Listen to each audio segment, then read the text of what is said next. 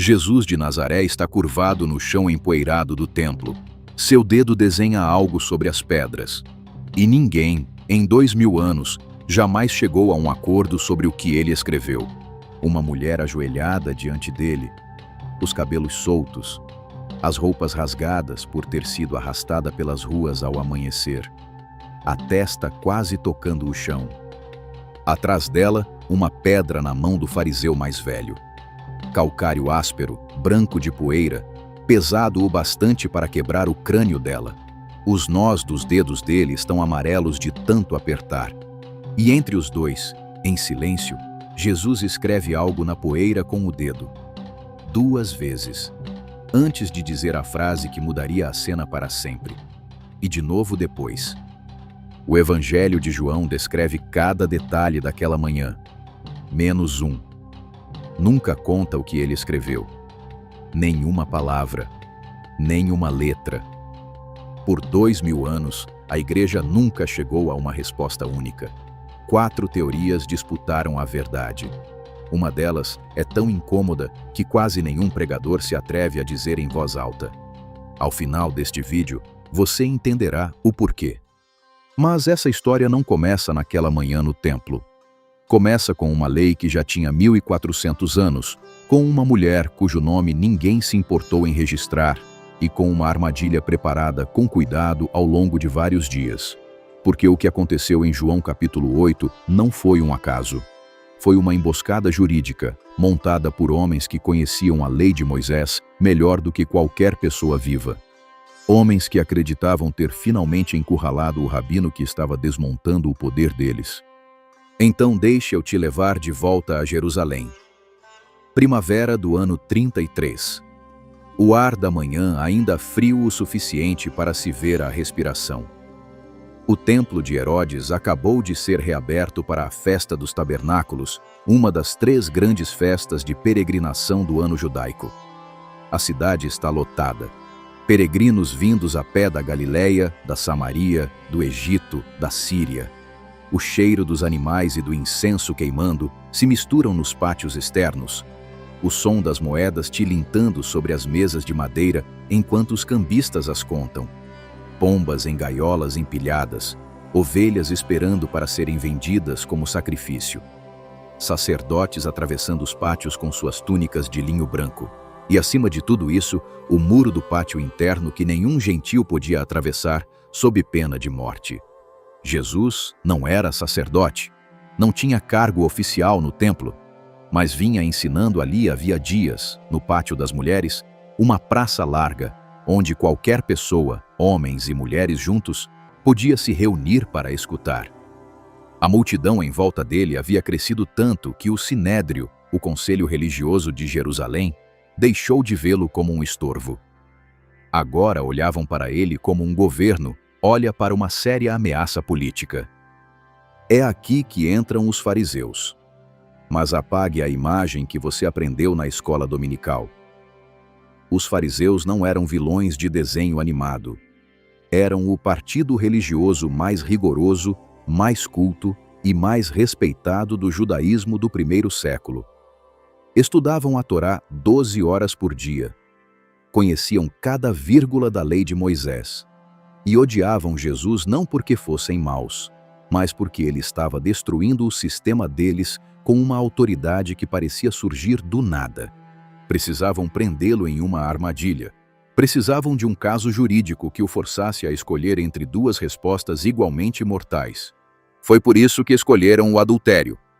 A lei de Moisés, em Deuteronômio capítulo 22 e em Levítico capítulo 20, era clara como cristal sobre o que fazer com uma mulher apanhada em flagrante. A pena era a morte. Em Deuteronômio, morte por apedrejamento. Em Levítico, morte sem método especificado. Era uma lei antiga, dura e tecnicamente ainda em vigor para judeus praticantes. Mas havia um problema enorme. No ano 6 da nossa era, cerca de 27 anos antes daquela manhã no templo, Roma havia retirado do Sinédrio o direito de executar qualquer pessoa. O historiador Flávio Josefo confirma, e o Talmude também, no Tratado Sinédrio. Sob o procurador Copônios, a pena capital tornou-se um monopólio romano, Nenhum judeu, nenhum rabino, nenhuma sentença do Sinédrio podia legalmente matar alguém sem a assinatura do governador romano. E esse governador, no ano 33, era Pôncio Pilatos. Agora você vê a armadilha. Se Jesus tivesse dito, sim, apedrejem-na, como manda a lei, os fariseus correriam direto até Pilatos e o acusariam de incitar uma execução sem a permissão de Roma. Ele seria preso em 1 hora. Mas se tivesse dito, não a apedrejem, a lei não se aplica mais, teria negado publicamente a autoridade da Torá no meio de uma cidade em festa, e a multidão que o seguia o abandonaria antes do pôr do sol. 2 caminhos, ambos terminando na mesma ruína. E aqui vem o detalhe que quase nenhum pregador vai mencionar. A lei de Moisés não previa a morte só da mulher. Levítico 20, versículo 10, é claríssimo. Se um homem cometer adultério com a mulher do próximo, tanto o adúltero como a adúltera serão condenados à morte. Ambos, o homem e a mulher, sempre juntos, nunca um sem o outro. Mas em João capítulo 8, onde está o homem? Ele não está lá. A mulher é arrastada sozinha. O cúmplice masculino sumiu. Ninguém o procura, ninguém o nomeia. E isso não é uma pequena lacuna. É a impressão digital que prova que toda a cena foi armada. Porque é fisicamente impossível pegar uma mulher em adultério, e eu cito o texto grego, epi autoforo, literalmente no exato momento do ato, sem também pegar o homem no mesmo cômodo. A menos que o homem fosse um dos próprios fariseus, ou um cúmplice pago. Alguém contratado para expô-la naquela hora exata, naquela manhã exata, diante daquele rabino exato. E não é a primeira vez na Bíblia hebraica que uma falsa armadilha exatamente com esse formato aparece. Abra o livro de Daniel, no capítulo 13, a história de Susana, considerada canônica pelos cristãos católicos e ortodoxos e preservada como texto deuterocanônico pelos protestantes. Nessa história, 2 anciãos respeitados da comunidade, juízes de Israel, cercam uma bela mulher casada chamada Susana, enquanto ela toma banho no jardim. Exigem sexo dela. Ela recusa e, em retaliação, a acusam publicamente de adultério com um jovem desconhecido e se preparam para apedrejá-la. O paralelo é impressionante. 2 homens de autoridade religiosa usando a acusação de adultério para destruir uma mulher que não conseguem controlar. Um cúmplice masculino ausente. Um julgamento público manipulado. E na história de Daniel, a armadilha só é desmascarada porque um jovem chamado Daniel interroga os 2 anciãos separadamente e os pega em depoimentos contraditórios. Os falsos acusadores acabam executados pela mesma lei mosaica que haviam transformado em arma. Todo fariseu letrado naquele pátio conheceria a história de Susana de cor. Era um aviso, embutido na própria tradição judaica, sobre exatamente o tipo de armadilha jurídica que estavam agora armando. Jesus também sabia disso. E o que ele estava prestes a fazer ecoaria o interrogatório de Daniel de um jeito que nenhum deles esperava. Pare por um instante. A mulher quase com certeza sabia. Sabia que o homem com quem estivera trabalhava para eles. Sabia que ia morrer não porque a lei estava sendo aplicada, mas porque ela era útil para matar Jesus. Imagine-a naquele pátio, a luz da manhã subindo por cima do muro do templo. Peregrinos se virando para olhar. As pedras já nas mãos de homens que ela provavelmente vira, rezando naquele mesmo prédio na semana anterior. Suas roupas rasgadas por ter sido arrastada pelas ruas. O rosto virado para o chão. E no peito, um único pensamento. Estou prestes a morrer. E ninguém jamais saberá a verdadeira razão. E, naquele exato instante, Jesus não faz o que todos esperavam. Não cita a Torá, não discute, não prega, não levanta a voz. Ele dobra os joelhos, depois as costas. Vai baixando o corpo até que as pontas dos dedos alcancem o chão. E, no silêncio total daquele pátio, com dezenas de pessoas olhando para ele e ninguém respirando, começa a traçar algo na poeira. Esse gesto, no judaísmo do primeiro século, era algo insano. Um rabino, diante de uma crise jurídica pública, diante de uma execução prestes a acontecer bem à sua frente, abaixa o próprio corpo até o nível do chão e começa a escrever no piso. Não existe protocolo para isso no Talmude.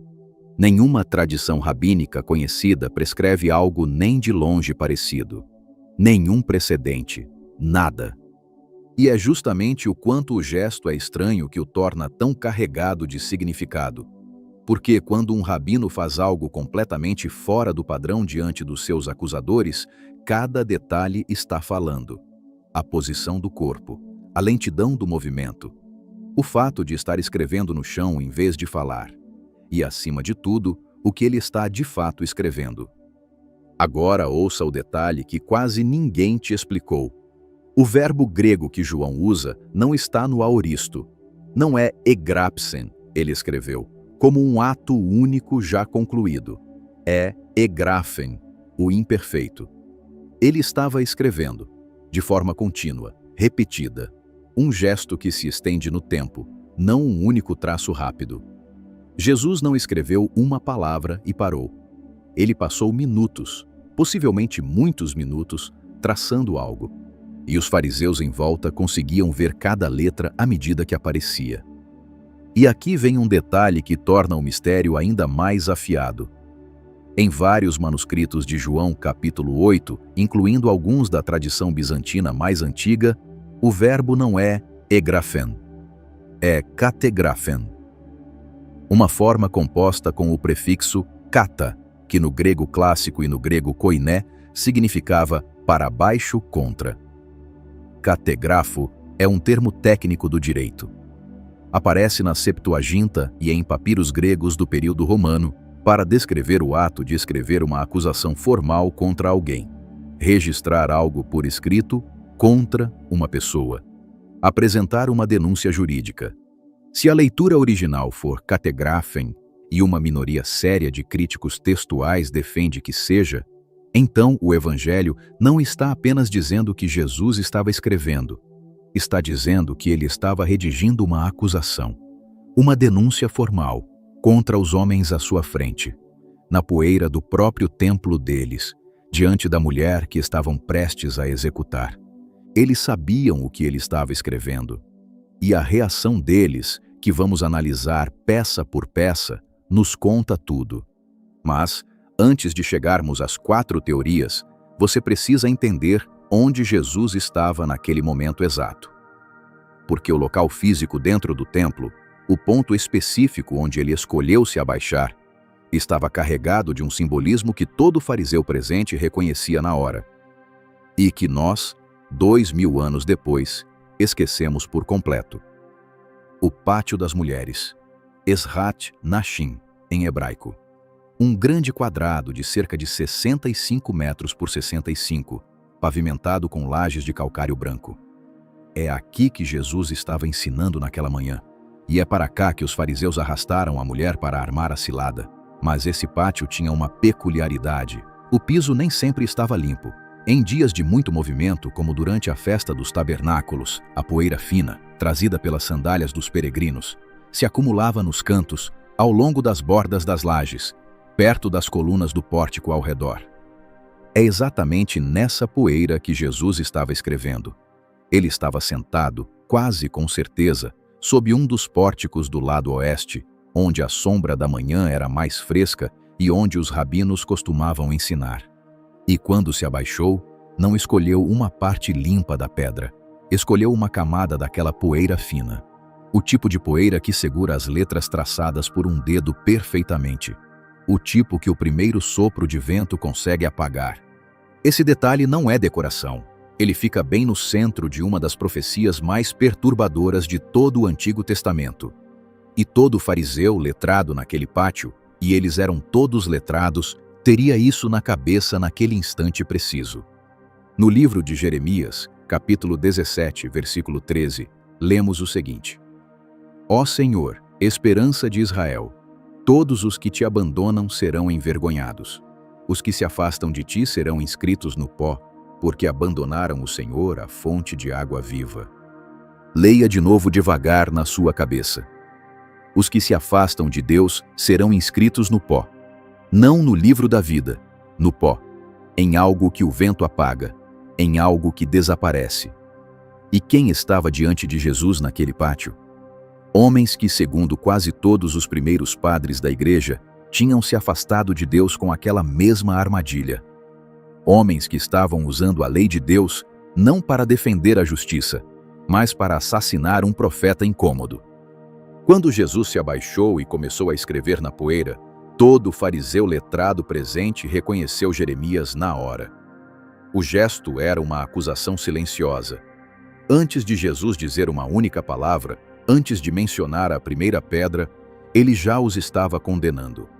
Com um ato profético, assim como Ezequiel deitado de lado por dias, assim como Jeremias quebrando um jarro em público, assim como Isaías caminhando nu por 3 anos. Um profeta judeu não falava só com palavras, falava com o corpo, com ações, com um gesto simbólico. E isso muda tudo. Porque não estamos mais lendo um rabino confuso tentando ganhar tempo. Estamos lendo um profeta executando um ato simbólico de julgamento diante de um tribunal autoproclamado, formado por homens que achavam que estavam julgando a ele. Mas há uma segunda camada por baixo. E essa é tão específica, tão técnica, que quase nenhum cristão moderno ouviu falar. E, no entanto, todo judeu culto do primeiro século sabia de cor. No livro de Números, capítulo 5, do versículo 11 ao 31, é descrito um ritual antigo. Chama-se sotá. O julgamento da mulher suspeita de infidelidade. Preste bem atenção em como funcionava. Se um marido suspeitasse que a esposa cometera adultério, mas não tivesse provas suficientes para um julgamento, precisava levá-la ao templo. O sacerdote pegava a água santa e misturava a ela poeira, recolhida do chão do templo. Depois, escrevia em um pedaço de pergaminho as maldições que a lei previa contra uma adúltera. Em seguida, mergulhava o pergaminho escrito na mistura de água e poeira, para que a tinta das maldições se dissolvesse na bebida.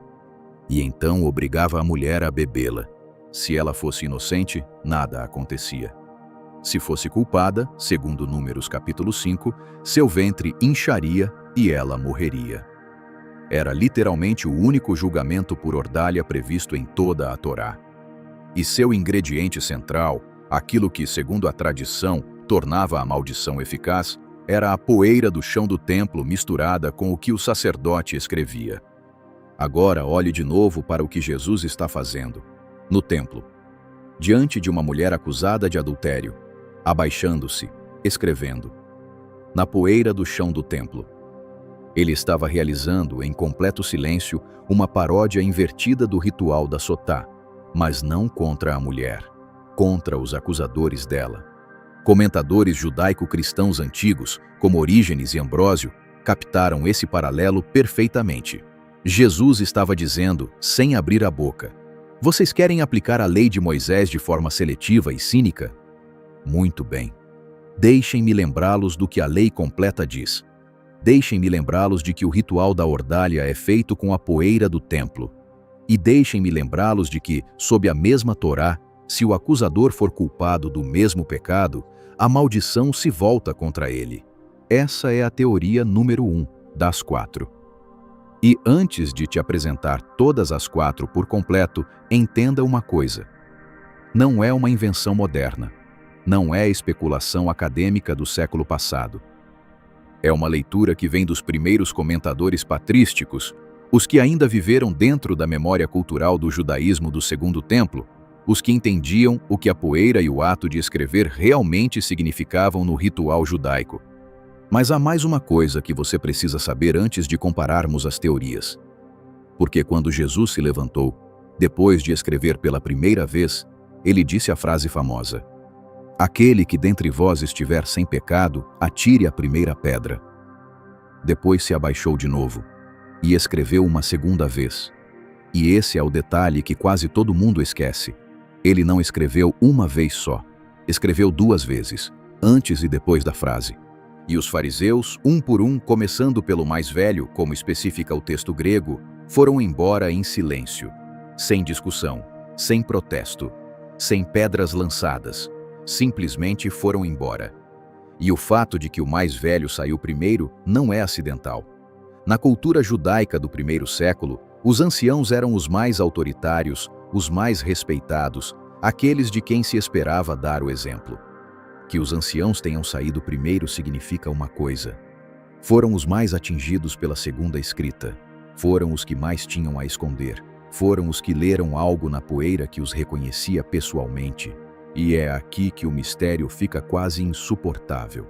O que poderia ter aparecido no chão, tão específico, tão pessoal, tão devastador, para fazer um grupo inteiro de fariseus anciãos, homens que instantes antes seguravam pedras prontos para matar, ir embora em silêncio sem uma única palavra de protesto?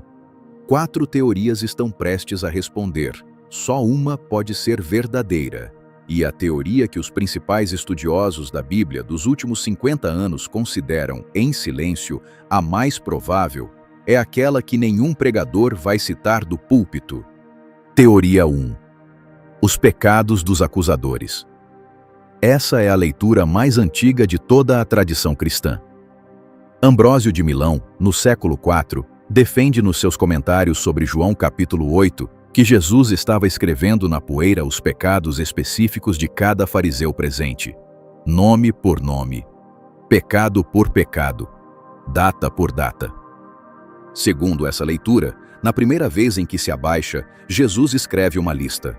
Cada fariseu que olha para o chão reconhece um pecado que cometera em segredo e que achava que ninguém sabia.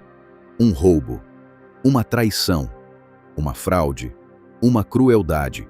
E quando Jesus se levanta e diz: "Aquele que estiver sem pecado, que atire a primeira pedra", a frase não é geral, é direcionada. Ele está dizendo: se algum de vocês não estiver na lista que acabei de escrever, dê um passo à frente. Depois ele se abaixa de novo e escreve a segunda lista. Talvez os pecados mais profundos, talvez os pecados coletivos de todo o grupo, e os fariseus, reconhecendo-se um por um, vão embora. Essa teoria é bonita e tem uma longa tradição. Encontramos em Ambrósio, depois em Beda, o Venerável, no século VII, e em muitos comentadores medievais. Ela tem uma grande vantagem. Explica muito bem por que os fariseus saíram em silêncio. Se de fato tivessem visto o próprio nome escrito ao lado do próprio pecado, ir embora sem discutir é exatamente o que se esperaria. Mas essa teoria tem um problema. E grande. Agostinho de Hipona a derrubou no século V com uma única observação. Comentando exatamente esse trecho, Agostinho aponta o seguinte: se Jesus realmente tivesse escrito os pecados específicos dos fariseus na poeira, em um pátio público, diante de dezenas de peregrinos que assistiam à cena, esses pecados teriam sido lidos por todo o mundo. Não só pelos acusadores, também pela multidão, também pelos discípulos, também pela própria mulher. E o Evangelho não relata absolutamente nada disso. Nenhuma testemunha descreve ter visto pecados escritos. Nenhum discípulo os cita. Nenhuma tradição oral do primeiro século os preserva. Se a escrita tivesse sido de fato uma exposição pública, restaria algum traço narrativo. E, ao contrário, o silêncio é total. A conclusão de Agostinho se manteve por 15 séculos. A teoria dos pecados específicos, por mais bonita que seja, não pode ser a correta. É pública demais para um gesto que o Evangelho descreve como íntimo e discreto.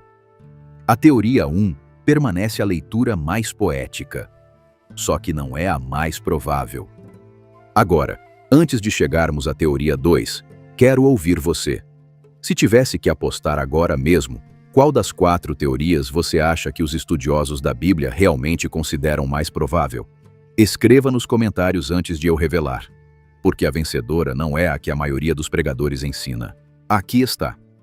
Teoria 2. E essa é a que os principais estudiosos acadêmicos do século XX, em especial a escola bíblica escandinava de Harald Riesenfeld e Birger Gerhardsson, consideram em silêncio a mais plausível historicamente. É também a que quase nenhum pregador dirá do púlpito. Depois de escutá-la, você entenderá por quê. Segundo essa leitura, quando Jesus se abaixou para escrever na poeira, ele não estava escrevendo pecados genéricos. Estava escrevendo nomes específicos. Os nomes dos homens com quem as esposas dos fariseus presentes tiveram casos secretos. Ou, na versão mais explícita, os nomes das amantes que esses mesmos fariseus tiveram ao longo da vida. Pare e deixe isso assentar. Em um pátio público do templo, diante de peregrinos vindos de todo o império, Jesus estava prestes a revelar, um por um, as traições sexuais dos líderes religiosos mais respeitados de Jerusalém. Essa não é uma teoria de choque moderna, inventada por cliques. Tem bases textuais bem sólidas. A primeira pista é o ritual da Sotá que já vimos. O ritual, em número 5, envolve explicitamente escrever maldições contra quem comete adultério. E na tradição rabínica, uma maldição pronunciada contra um inocente recai sobre o acusador. Os fariseus estavam usando a lei do adultério contra uma mulher. Jesus estava virando a lei do adultério contra eles, com o mesmo instrumento, a poeira do templo. A segunda pista é ainda mais precisa. Na tradição rabínica posterior, no Tratado Sotá do Talmud babilônico, afirma-se explicitamente que, se o acusador de adultério for ele mesmo culpado de adultério, todo o julgamento por ordalha é invalidado e a mulher fica livre. Não é uma regra marginal, é uma regra fundamental. E todo estudioso da Torá no primeiro século sabia disso. A terceira pista é o verbo que já discutimos. Se o texto original era kategrafen, escrever contra, então o gesto já tinha forma jurídica desde o primeiro traço. Jesus estava redigindo uma denúncia. E a denúncia era contra os homens que haviam trazido a mulher, não contra a mulher em si. Então, o que Jesus estava de fato fazendo? Estava aplicando a lei de Moisés por inteiro, não a versão parcial, transformada em arma, que os fariseus queriam usar. Estava dizendo em silêncio: se apenas um de vocês tiver cometido o mesmo pecado do qual estão acusando essa mulher, a própria lei os proíbe de continuar. E para tornar impossível esconder a hipocrisia deles, escrevia diante de cada um os nomes das mulheres, as datas, os lugares, cada detalhe que cada fariseu achava ter enterrado no próprio passado. Imagine a cena por um instante. O fariseu mais velho na frente do grupo. Se inclina um pouco. Os olhos descem até a poeira. Ele lê um nome, depois uma data, depois outro nome. O rosto se congela. A mão vai lentamente até a boca. Ele não olha para os colegas, não olha para Jesus. Simplesmente vira as costas e sai do pátio no ritmo de quem se esforça muito para não sair correndo. E atrás dele, um por um, os outros começam a fazer o mesmo. Agora você entende por que foram embora em silêncio, começando pelo mais velho. Porque o mais velho tinha mais anos de segredos para esconder, mais oportunidades de ter traído a esposa, mais casos acumulados ao longo de uma vida inteira, mais nomes que poderiam surgir na poeira. E você também entende por que o verbo grego elenchomenoi descreve uma vergonha íntima e pessoal. Porque eles não estavam se rendendo a um argumento abstrato. Estavam literalmente vendo a própria vida privada sendo exposta em público no chão do templo. Essa teoria é tão incômoda que a tradição eclesiástica ocidental, por séculos, preferiu não desenvolvê-la. Porque ela sugere que, entre os líderes religiosos mais respeitados do judaísmo do primeiro século, a hipocrisia sexual era generalizada. Porque coloca Jesus não no papel do mestre gentil que lembra as pessoas dos mandamentos, mas no papel do profeta perigoso que expõe publicamente o poder religioso corrupto. Porque é uma leitura que não é edificante no sentido seguro e confortável da palavra. É explosiva. Mas a escola escandinava a reavaliou a partir dos anos 60, com argumentos filológicos e históricos sólidos. E hoje, em grandes setores da crítica bíblica acadêmica internacional, esta é considerada em silêncio a leitura mais plausível do que aconteceu. Não pregada dos púlpitos, não impressa nos boletins dominicais, mas sussurrada entre estudiosos que estudam o texto a sério. E há mais um ângulo dessa teoria que quase nenhum comentário popular explora: a própria mulher. Quem era ela? O texto se recusa a dar um nome. Mas uma antiga tradição, que remonta pelo menos ao Papa Gregório Magno, no século VI, tentou identificá-la com Maria Madalena. Gregório juntou em uma única figura 3 mulheres distintas dos evangelhos: a mulher pega em adultério, a mulher pecadora que ungiu os pés de Jesus em Lucas 7 e Maria Madalena, de quem foram expulsos 7 demônios.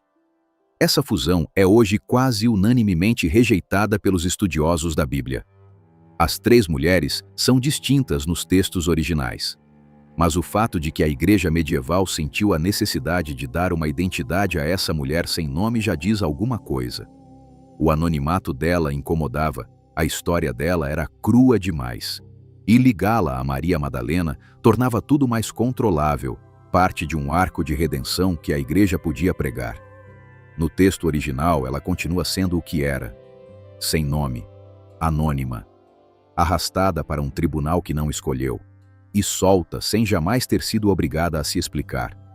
Se isso está fazendo sentido para você, faz um favor antes de continuarmos. Se inscreve no canal. Toda semana pegamos um mistério da Bíblia e o desmontamos assim. Histórias que quase ninguém tem coragem de explicar por completo. E agora, de volta a Jerusalém. Enquanto os fariseus ainda esperavam que Jesus respondesse, enquanto ainda seguravam as pedras, mais 2 teorias tomavam forma na mente dos primeiros comentadores cristãos. Cada uma delas encara o mistério por um ângulo completamente diferente, e cada uma delas, à sua maneira, foi defendida por gigantes da tradição cristã. Teoria 3. Os 10 Mandamentos. Essa é a teoria que a Igreja medieval adotou oficialmente e ensinou dos púlpitos por 1000 anos. Vem de Jerônimo de Estridão, o grande tradutor da Vulgata, a Bíblia em latim que dominaria o cristianismo ocidental a partir do século IV. Jerônimo, comentando João 8, propõe uma leitura completamente diferente. O que Jesus estava escrevendo na poeira não eram os pecados dos fariseus, nem os nomes das amantes deles. Eram os próprios 10 mandamentos. O raciocínio de Jerônimo é teologicamente elegante. A lei de Moisés, aquela que os fariseus estavam usando como arma para matar a mulher, tinha sido dada por Deus a Moisés no Monte Sinai. E o texto de Êxodo, capítulo 31, versículo 18, diz literalmente que as tábuas da lei foram gravadas com o dedo de Deus. Então, o que Jesus faz em João 8? Ele se abaixa e escreve com o dedo, na poeira do templo onde Deus habita. O paralelo é imediato e óbvio para quem conhecia as Escrituras. Jesus estava repetindo fisicamente o gesto original de Deus no Sinai. Estava dizendo em silêncio: eu sou o autor da lei que vocês estão tentando usar contra mim. E para Jerônimo, isso também era uma mensagem sobre o conteúdo dos próprios mandamentos. Porque entre os 10 mandamentos, existe não cometerás adultério, sim, mas também existe não matarás. E os fariseus, naquele momento, estavam preparando uma execução injusta de uma mulher e uma armadilha para matar um rabino. Estavam quebrando o 6º mandamento enquanto fingiam aplicar o 7º. Jesus, ao escrever toda a lei na poeira, os colocava diante da totalidade da Torá que eles mesmos estavam traindo. Essa teoria fez um enorme sucesso no monaquismo medieval. Aparece em Anselmo, nos sermões de Bernardo de Claraval, em toda a tradição mística ocidental. O ministério de Cristo como uma repetição do ministério de Moisés é um dos temas centrais da teologia medieval, e essa leitura de João 8 se encaixa perfeitamente. Se você já viu uma pintura medieval ou renascentista da cena, é bem provável que o artista estivesse pensando nos termos de Jerônimo, Cristo como o novo Moisés, traçando a lei no chão. Mas essa teoria também tem um problema. É mais sutil. Não é uma objeção teológica. É narrativa. Se Jesus tivesse escrito os 10 mandamentos, teria sido um gesto claro e reconhecível o suficiente para que pelo menos um dos 4 evangelistas o registrasse. E, no entanto, nenhum registra. João, o único que conta o episódio inteiro, Não faz nenhuma referência ao Sinai, às tábuas, à lei escrita pelo dedo de Deus. O silêncio interpretativo de João sugere que o conteúdo da escrita não era a Torá em sentido estrito. E há um segundo problema. Se Jesus tivesse escrito os mandamentos, os fariseus teriam saído com uma reação teológica coerente, silêncio reverente ou um contra-argumento erudito, não começando pelo mais velho, com um movimento que o grego descreve como elenchomenoi, convictos na própria consciência. Esse verbo não descreve uma rendição teológica. Descreve uma vergonha íntima, individual. O que nos leva de volta, claro, à teoria 2. Teoria 4. Nada, coisa nenhuma. Essa é a teoria preferida dos céticos modernos e quero apresentá-la com justiça antes de a desmontarmos. Porque, à primeira vista, pode até estar certa. Defendida principalmente por racionalistas e por alguns comentadores protestantes liberais do século XX, ela afirma que Jesus não estava escrevendo nada de significativo. Estava só ganhando tempo. Como uma pessoa nervosa que rabisca durante uma reunião difícil. Não havia conteúdo, só um gesto mecânico para adiar a resposta e forçar os fariseus a falar primeiro. O raciocínio é puramente psicológico. Em momentos de pressão intensa, uma técnica retórica antiga para desestabilizar o acusador é simplesmente não responder de imediato, não olhar nos olhos, fazer alguma coisa aparentemente irrelevante com as mãos. A pressão do silêncio prolongado empurra o acusador a insistir, a se justificar, a expor as próprias contradições. E é exatamente isso que o Evangelho descreve. Os fariseus, diante do silêncio de Jesus, não ficam quietos, insistem. Exigem uma resposta, colocam-se na posição retórica mais fraca. Segundo essa teoria, o conteúdo específico da escrita é irrelevante, porque não havia conteúdo específico. Era a estratégia, e a estratégia funcionou. Há um peso real nessa leitura. A psicologia do silêncio num tribunal está bem documentada em todas as épocas, e Jesus era, sem dúvida, um mestre no tempo retórico. Mas a teoria 4 tem 3 problemas fatais. O primeiro é que ela ignora todo o contexto profético judaico. Um rabino do primeiro século não faz gestos simbólicos públicos sem conteúdo. Todo gesto profético carrega significado, e toda testemunha o lê assim. Reduzir o gesto de Jesus a um rabisco nervoso é projeção moderna, não leitura histórica. O segundo problema é mais forte.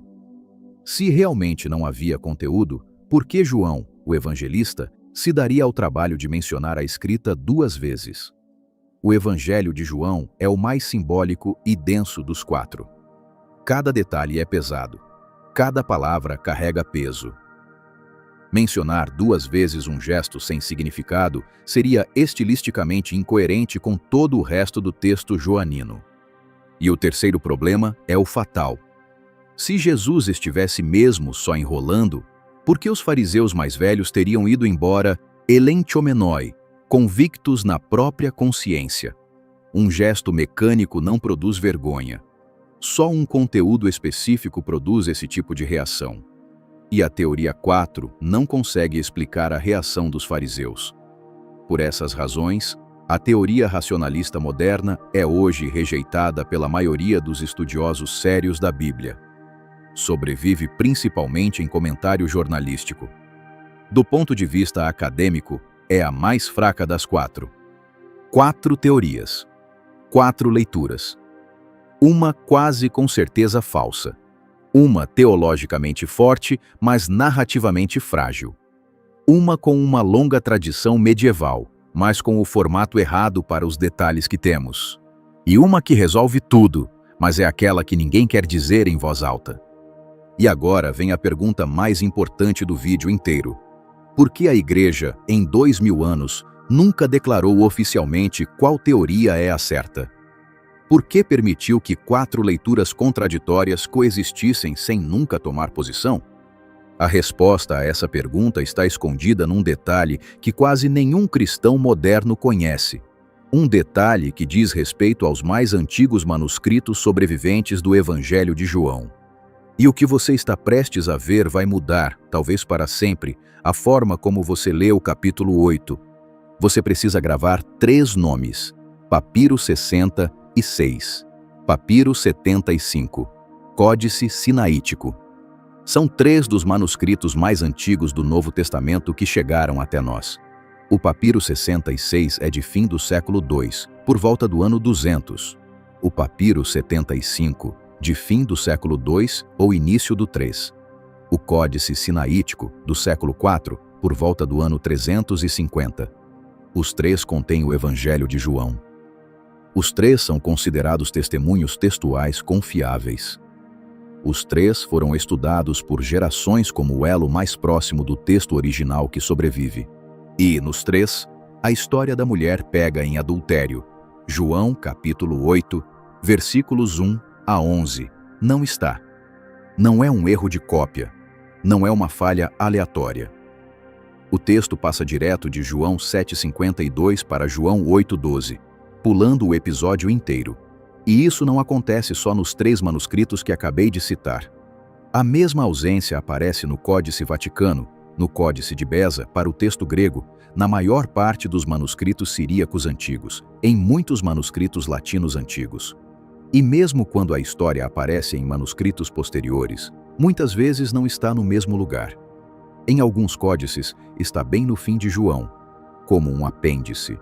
Em outros, aparece no Evangelho de Lucas, depois do capítulo 21. Em outros, está marcada com óbelos ou asteriscos, os sinais antigos que os copistas usavam para indicar que um trecho era textualmente incerto. O grande crítico textual Bruce Metzger, um dos mais respeitados estudiosos do Novo Testamento do século XX, é direto sobre isso. A história da mulher pega em adultério, conclui ele, não fazia parte do texto original do 4º Evangelho. É uma tradição autêntica, diz Metzger, quase com certeza baseada num acontecimento real da vida de Jesus, mas não foi escrita por João. Foi acrescentada mais tarde, provavelmente no século 4 ou 5. Por copistas que quiseram preservar uma tradição oral que os cristãos já conheciam e amavam, mas que não tinha encontrado espaço nos evangelhos canônicos. Bart Ehrman, um dos principais críticos textuais em atividade hoje, chega à mesma conclusão no seu livro Quem Mudou a Bíblia? A perícope adulterae, o nome técnico de João 7,53 a 8,11, é uma das mais famosas inserções tardias em todo o Novo Testamento. Agora pare e deixe o peso disso assentar. A história mais celebrada da misericórdia divina em toda a tradição cristã, a que inspirou séculos de arte e pregação, a que aparece em toda a Bíblia moderna em João capítulo 8, não estava no texto original. Foi acrescentada séculos depois de o Evangelho ter sido escrito pela primeira vez. Outra coisa que confirma isso. Se você visitar as catacumbas de Calisto, em Roma, na Via Ápia, ainda pode ver alguns dos mais antigos afrescos cristãos já pintados. Cenas do Antigo Testamento. O Bom Pastor, Jonas e a Baleia, Susana e os Anciãos, os 3 hebreus na fornalha. O que você não encontra em nenhum lugar da iconografia cristã mais antiga dos séculos 2 e 3 é a mulher pega em adultério. A cena simplesmente não existe na arte cristã antes do século IV, que é exatamente o período em que o trecho estava sendo acrescentado aos manuscritos gregos de João. A arte acompanha o texto. E antes de o texto ser inserido, a arte também era silenciosa. Isso abre uma pergunta muito maior. Quem acrescentou? E mais importante, quem estava guardando a memória dessa história por 300 anos, antes de ela ser passada para a tinta? Entra em cena um nome que a maioria dos cristãos nunca ouviu. Pápias de Hierápolis, um bispo cristão da Ásia Menor, ativo por volta do ano 120. Pápias estava reunindo uma coletânea de tradições orais sobre os evangelhos que hoje está quase toda perdida, mas é citada por Eusébio de Cesareia na História Eclesiástica. E Eusébio, no livro 3, capítulo 39, nos conta explicitamente que Pápias preservou uma história sobre uma mulher acusada de muitos pecados diante do Senhor. Uma história que Pápias dizia ter encontrado no Evangelho dos Hebreus. Pare! Isso é gigantesco. Porque significa que no início do século II, numa comunidade judaico-cristã da Ásia Menor, uma história bem parecida com a que apareceria depois em João 8 já estava em circulação. Mas ainda não estava no Evangelho de João. Estava no Evangelho dos Hebreus, um texto extremamente antigo, hoje perdido, exceto por fragmentos, provavelmente escrito em aramaico ou hebraico e usado pelas primeiras comunidades judaico-cristãs. O Evangelho dos Hebreus, segundo todos os testemunhos antigos que temos, era a fonte mais próxima das tradições orais originais do círculo de Jesus.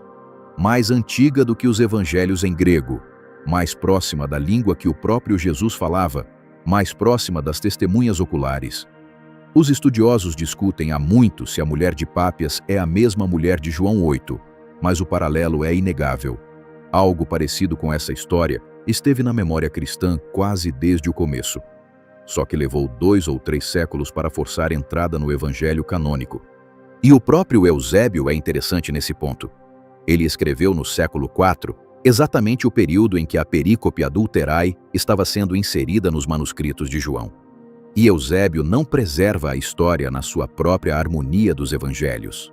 Menciona Pápias quase com desdém, como se a história fosse problemática, como se fosse algo que a ortodoxia em formação do século IV não soubesse muito bem o que fazer. Essa ambivalência é a impressão digital de uma igreja primitiva que sabia que um evento real havia acontecido, que lembrava fragmentos da tradição, mas que hesitou por séculos antes de tornar a história oficial. Junte todas as peças. A história existia na memória cristã mais antiga. Circulava num evangelho judaico-cristão hoje perdido. Era conhecida de Pápias no século II. Eusébio a tratou com cuidado. Ficou ausente da arte cristã por 300 anos. E quando finalmente foi acrescentada ao Evangelho de João, a parte mais crucial da história foi deixada intencionalmente vaga. O que Jesus escreveu na poeira, o texto não diz. Por quê? Porque talvez quem transcreveu a tradição, séculos depois do acontecido, já não soubesse com certeza. Ou talvez soubesse e tenha decidido que algumas coisas são mais seguras se ficarem fora da página. Se você é cristão, pare um instante e me diga nos comentários. O que muda para você saber que esse trecho foi acrescentado séculos depois de João ter sido escrito? Quero muito ler as suas reações a essa questão. Agora vem a síntese, aquela para a qual os estudiosos contemporâneos da Bíblia, atravessando linhas confessionais, estão convergindo. A verdade sobre o que Jesus escreveu na poeira provavelmente não era nenhuma das 4 teorias isoladamente. Eram 3 delas ao mesmo tempo. Era uma referência profética a Jeremias 17, 13, os que se afastam de Deus serão inscritos no pó.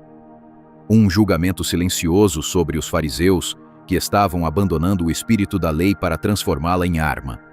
Era uma paródia ritual da Sotade número 5, a ordalha em que a poeira do templo expõe o adultério. Voltada contra os acusadores, não contra a acusada. Uma paródia que ecoava a história de Susana em Daniel 13, onde os falsos acusadores de adultério são desmascarados e destruídos. E quase com certeza, o conteúdo específico do que Jesus estava escrevendo era pessoal o bastante, íntimo o bastante, próximo o bastante dos pecados privados de cada fariseu, presente para produzir exatamente a reação que o Evangelho registra. A saída silenciosa e progressiva, começando pelo mais velho e descendo pela ordem das idades. Não teologia abstrata, não rabiscos, não uma aula sobre os mandamentos, uma exposição profética direcionada dentro de uma moldura ritual antiga carregada de simbolismo bíblico e afiada como uma acusação jurídica. Um categrafém, um escrever contra. E é por isso que, segundo a reconstrução mais cuidadosa que a pesquisa contemporânea nos oferece, a Igreja nunca definiu oficialmente uma resposta, porque a resposta honesta é desestabilizadora demais. Ela sugere que o método de Jesus não era gentil e edificante no sentido pastoral e seguro. Era cirúrgico e, acima de tudo, era pessoal. Expunha líderes religiosos específicos às hipocrisias específicas deles. No mundo dos séculos 4 e 5, quando a igreja estava construindo sua hierarquia, colocar oficialmente por escrito a teoria de que Cristo havia exposto publicamente os pecados sexuais de líderes religiosos era perigoso. Chegava perto demais dos problemas que a instituição já enfrentava com seus próprios bispos, presbíteros e governantes. Melhor deixar o texto vago. Melhor não especificar. Melhor permitir que 4 teorias contrastantes coexistissem em silêncio, cada uma segurando um fragmento da verdade, nenhuma delas perigosa por si só. Então, o que tudo isso significa hoje para você e para mim, ao lermos João 8, 2000 anos depois? Significa algo enorme. Porque o gesto no pátio não foi só um recurso narrativo para resolver uma crise jurídica. Foi uma revelação sobre como Deus julga e sobre como somos chamados a julgar uns aos outros. Olhe de novo para o que ele faz. Antes de falar, se abaixa. Antes de responder, fica em silêncio. Antes de julgar, se curva até o nível do chão, até o nível da mulher prestes a ser morta. Não se coloca acima dos acusadores dela com superioridade moral. Não aponta o dedo como os tribunais antigos pintavam os juízes. Ele se abaixa, até o nível da poeira, até o nível da que estava para morrer. E antes de dizer uma única palavra, ele escreve, em silêncio, no próprio tempo, sem reagir por impulso, sem deixar que a pressão da multidão, ou as pedras erguidas, ou a acusação gritada, o forçassem a uma sentença rápida. O silêncio prolongado de Jesus naquele pátio talvez seja a lição mais radical de todo o Novo Testamento sobre como enfrentar um conflito moral. Não fale primeiro, não julgue rápido, não deixe que a urgência dos outros o force a decisões instantâneas. E quando enfim ele fala, não dá uma sentença. Devolve a pergunta. Aquele que estiver sem pecado. Isso não é uma resposta. É um espelho. Reflete de volta a própria pergunta dos acusadores, ampliada, e os força a responder a si mesmos. Esse é o método de julgamento do Evangelho. Não um tribunal que condena, um espelho que revela. E quem se olha no espelho e vê o que de fato é, muda de rumo por conta própria. A pedra lançada torna-se desnecessária. A consciência despertada já basta. Mas mais uma coisa acontece naquele pátio, e a maioria das versões dessa história passa correndo por ela.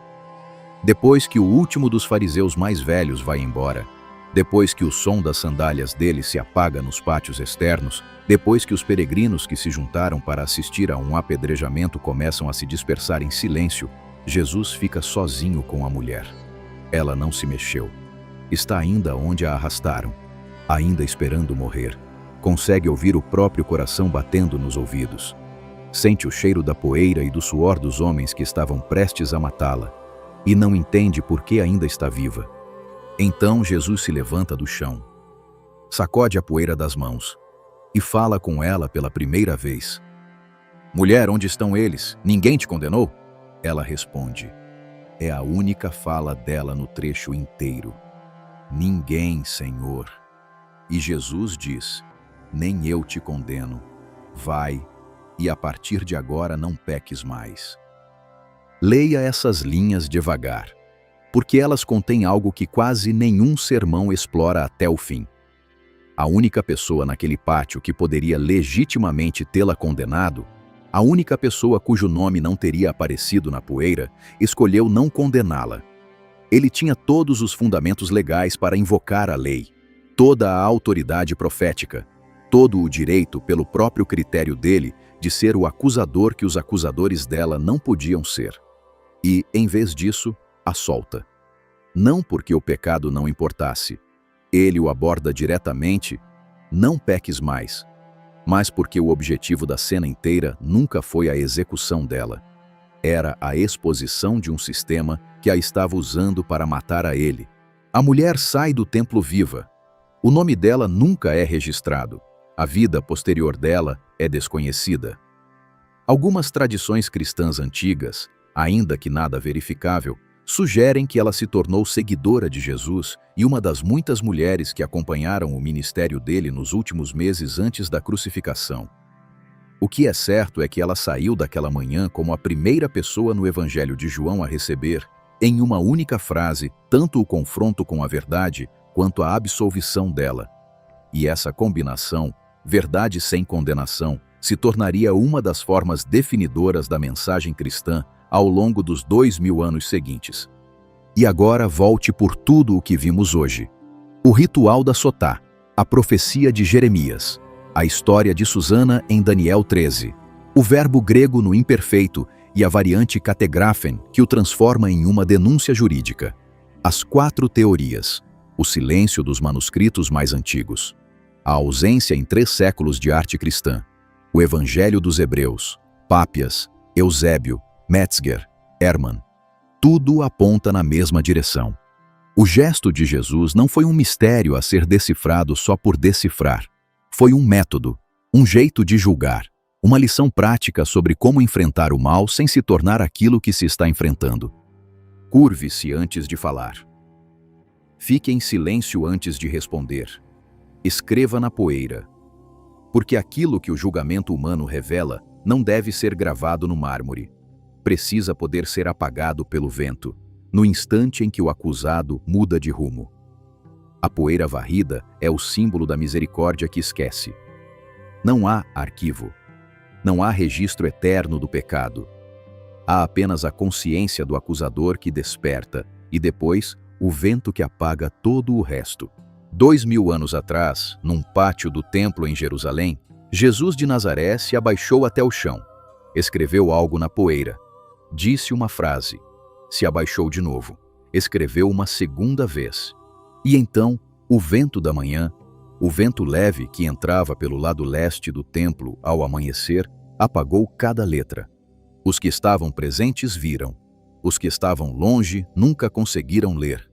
E aqueles que, como você e eu, leem esse relato 2000 anos depois, se encontram diante de um silêncio no texto que talvez agora, enfim, comecem a entender. João não deixou de saber o que Jesus tinha escrito. João escolheu não colocar por escrito. Porque o gesto da poeira é mais importante do que o conteúdo da poeira. E o método de julgar é mais importante do que o julgamento específico.